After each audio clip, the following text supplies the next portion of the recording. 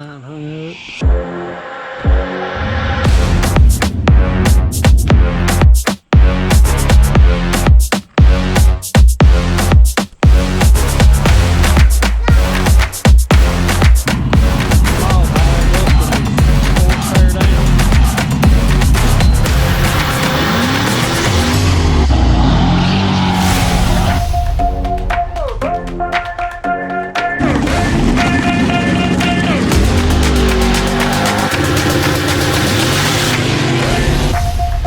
Look at. But alright, I'm back in the shop. It's been a little while since I've done a video. It's been kind of hectic. We've been busy, but ain't really had anything good to video. So today we're gonna do some maintenance on my own vehicles. Got to put a headlight on the Volkswagen. And when I get done with that, I'm gonna. If I got enough time, I'm going to service my truck and put some thermostats in it. It don't have heat worth crap right now, as I froze to death driving it lately. But ain't much to update on the boys' trucks. We ain't done much work to them. That last cash days, Dustin messed up something in the rear end of his, so we got to fix that. And Hunter's is not. We ain't started on it yet. We're gathering parts for it. Give y'all an update on the tool room, which is a cluster right now, so look over it. We're getting some things moved in, still putting insulation up. Got some of the toolboxes in here. And a couple more to move in here. It's a work in progress. It's all clustered right now. It's cluttered up. Still a lot more room to work in this than the Nova. But I'm gonna see if I can pull my hair out to get this headlight on this car, change the headlight bulb. And just in case any of y'all don't know, if you get these, it's good German engineering that's got these crazy headlights that with HID stuff, and they turn and move around, turn with the curves and all that stuff. These bulbs right here for something like $90 a piece. They're stupid high. But I'll see if I can figure out. I've changed this once and I can't remember how to get into it, but I remember it's a pain in the butt. But see if we can do that way and get to work on my truck.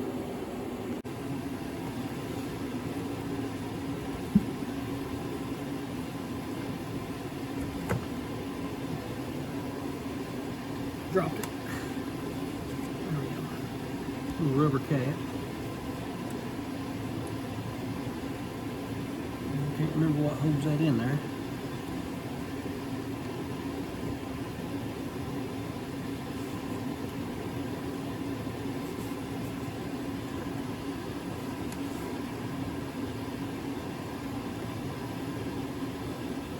You gotta be careful about trying to get too rough with it, because you can feel them little electric motors that turn your headlights back and forth. You get too rough with it, you can feel them move, and we don't want that. It'd be expensive stuff to fix.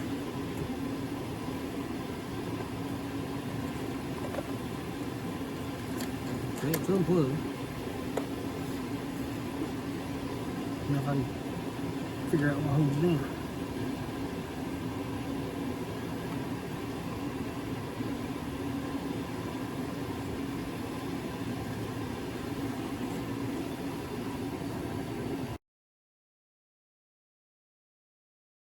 Okay, that's not good. That ain't supposed to do that. I'm hoping I can get a hold of the rest of it to get it out. Thought that come out awful easy for some reason.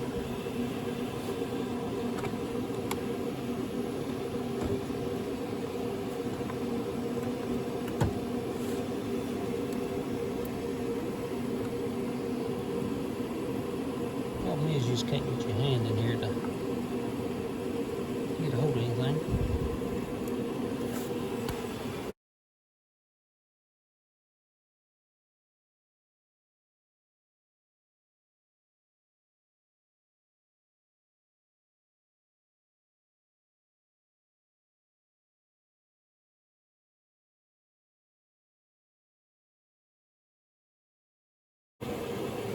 Okay. We got the rest of it out. Set this camera down.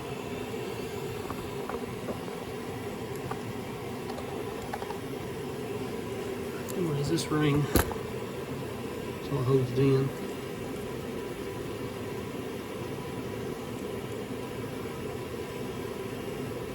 Let's see. How does that work?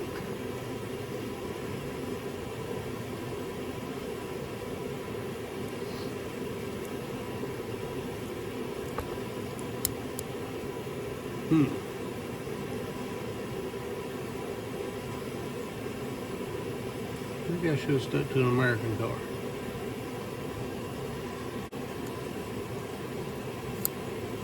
Aha! Okay. Let me get the new one. Be right back. Okay, here's the new bulb. This little ring that holds it in, you mesh that little clip and it comes apart. You seen that just a second ago. It's got these little notches that fits in. So go back in the right spot and you just clip it back together. There's a difference between the old one and the new one. You can see the old one's black right there. It's burning out. So let me see if we can get this little booger put back in. Okay, I remember a crucial part of this when I was changing the last one. To get this whole assembly in and out of there, you have to go up through the inner fender well, stick your arm up in there and get it in. It won't go in from the top. I remember that now. It's been a couple years since I've had to put one in it, so it's all coming back to me.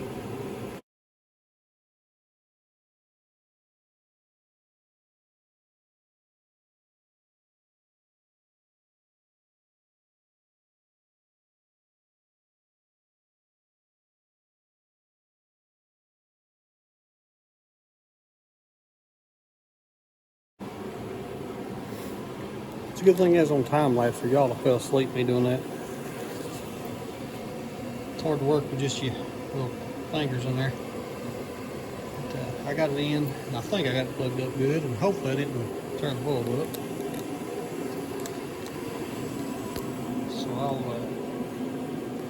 turn it on here and hope for the best.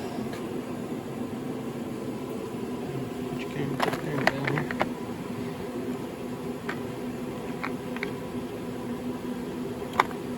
Cross your fingers.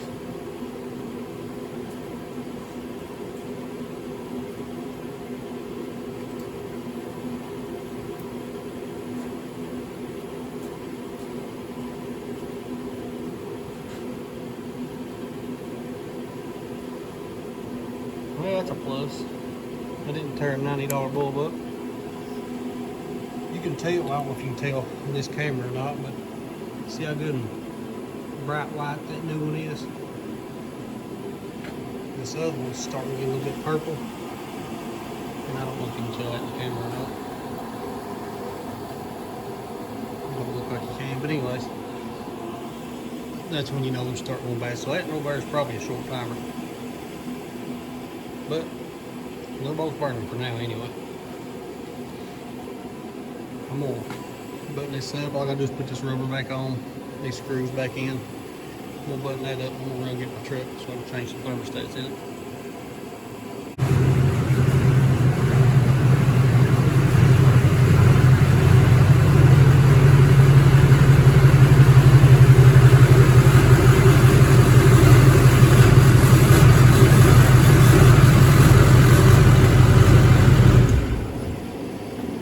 Okay, we got the truck in here.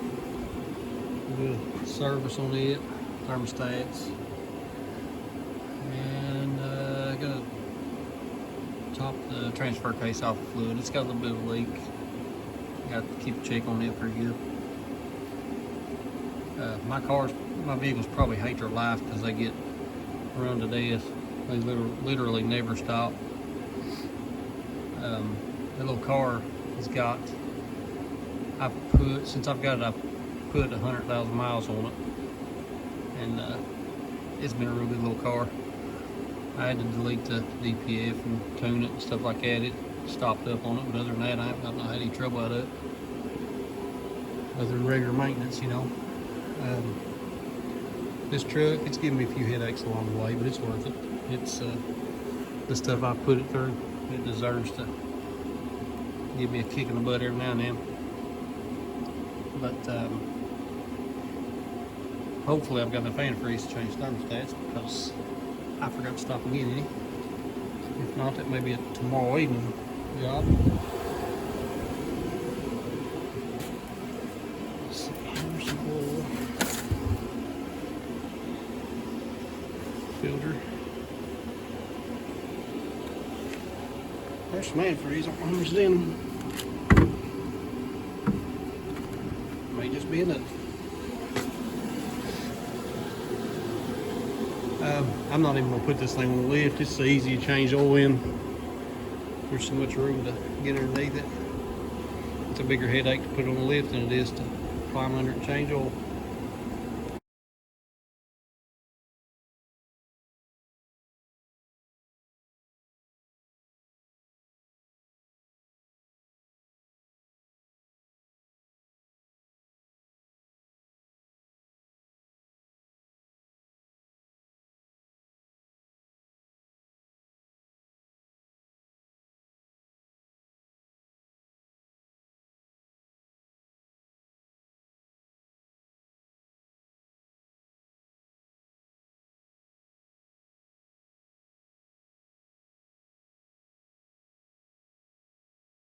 Okay, I didn't want to bore y'all to death watching the oil drain from the truck, so I just time-lapsed it. Sometimes oil is a hot topic on people like to argue over what to use. I use a Mobile Delvac. The Rotella is good. The Delo 400 is good. In my opinion, as long as you use a good name brand oil, then you're fine. That's like in my gasoline vehicles. I prefer Valvoline. It's just a preference. You know, some people prefer Mobil, some people Castrol. As long as you're using a good name brand, you'll be fine. That's just my flavor right there I like to use.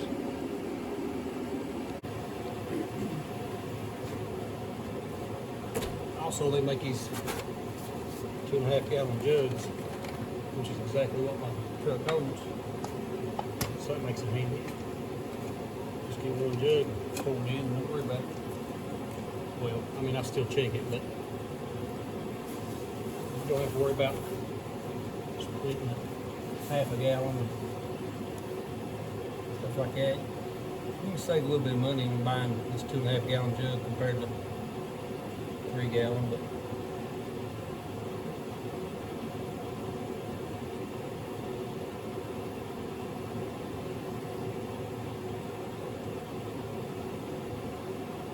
some truck don't get near the attention it needs. It's 90% of the time when it's on the road, it's got a trailer behind it of some sort. When I first got my little car, I let the truck park for a while. I was running the wheels off that little car. And I cut my hair getting rid of it because I really wasn't pulling anything much. And I figured for the maintenance cost and repair cost, I could do fine with a half-ton gas truck. But then as soon as I hooked this back to a trailer to pull again, I changed my mind real quick. Once you go diesel, you won't go back to you won't go back to a gasoline truck pulling.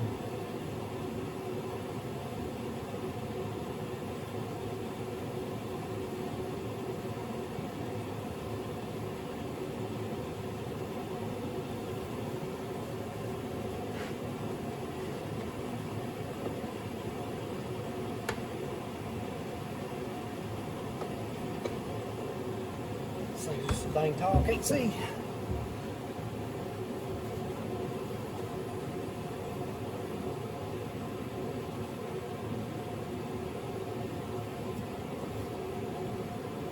That's one thing I like about my push bar in front too. works good to stand on it while you're working on it. Dustin Hunter keeps trying to get me to take it off, but I told him I work on this jump so much, I gotta have somewhere to stand.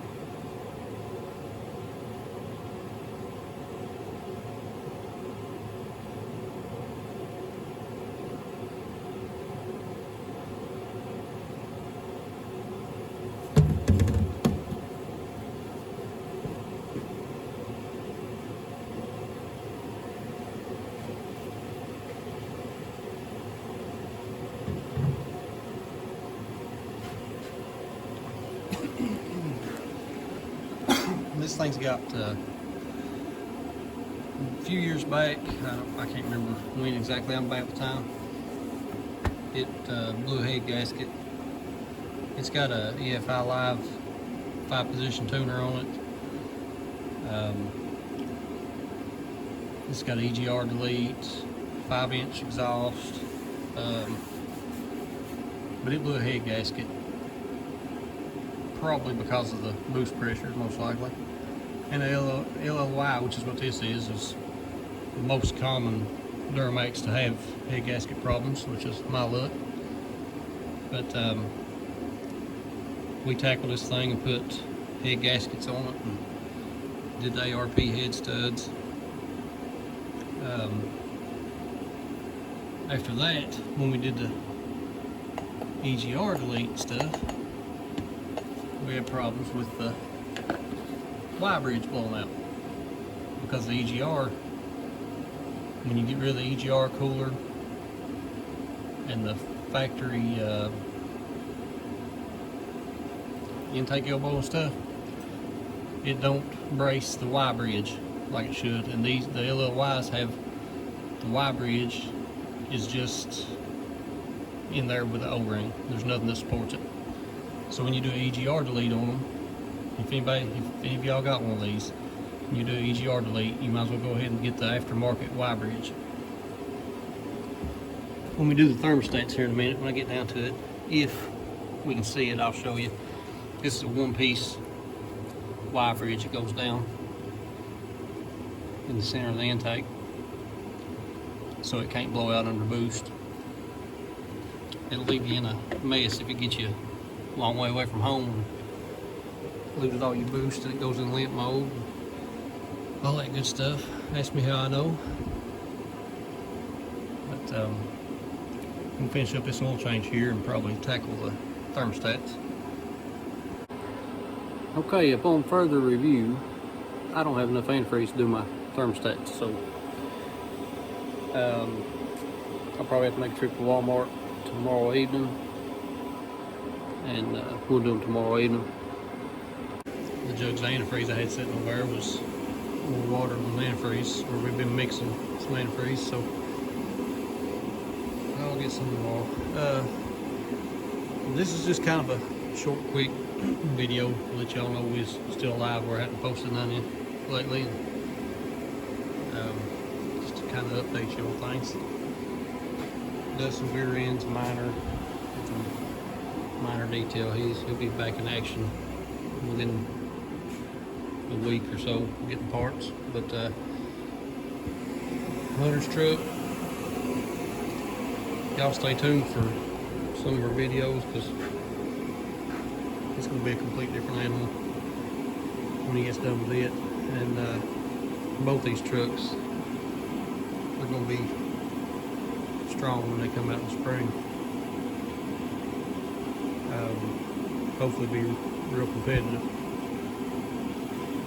But I'll keep y'all updated on things as we go, and hopefully I'll get back on here tomorrow and we'll change some thermostats on the truck.